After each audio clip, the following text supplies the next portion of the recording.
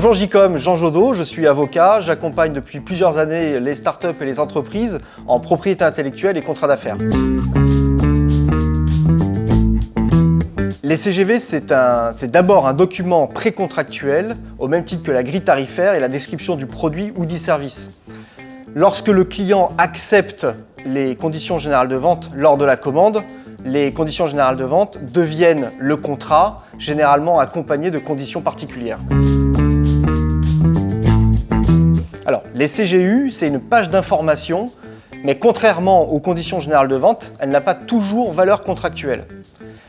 C'est une page qui permet d'informer l'utilisateur sur les conditions dans lesquelles le professionnel va mettre à la disposition de cet utilisateur son logiciel, sa page internet, son site internet ou son application. Alors, les mentions légales, c'est simplement une information, une page d'information sur le site internet qui permet d'identifier le professionnel, son hébergeur, son directeur de publication. C'est la loi qui va définir ce que doivent impérativement comporter les mentions légales. Les conditions générales de vente sont obligatoires dans les relations avec un consommateur et pour le commerce électronique. Elles doivent être communiquées au préalable au consommateur qui doit les accepter. Le professionnel doit bien sûr se ménager la preuve de cette acceptation et dans le même esprit, il doit confirmer la commande par un écrit. Dans les relations entre professionnels, elles ne sont pas obligatoires à proprement parler, bien que très recommandées. En revanche, lorsqu'elles existent, lorsque le professionnel a bien constitué ses conditions générales de vente, il doit les présenter à son interlocuteur professionnel en amont. Les conditions générales d'utilisation, quant à elles, ne sont pas obligatoires. En revanche, elles sont très recommandées. Ça va dépendre surtout du niveau de complexité du site internet ou du logiciel sur lesquels elles sont intégrées.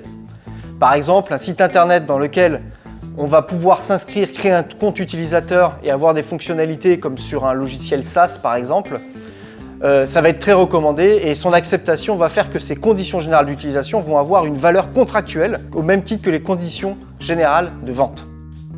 Enfin, les mentions légales sont obligatoires. C'est une prescription légale pour tout site internet. Elle permet d'identifier le professionnel, donc il y aura son nom, l'identification de la société qui édite le site, son numéro de SIRET, son adresse, son siège social, nom de l'hébergeur, l'adresse de l'hébergeur et toutes les coordonnées utiles.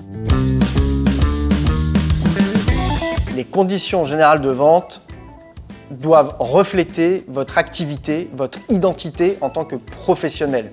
C'est très important de le comprendre.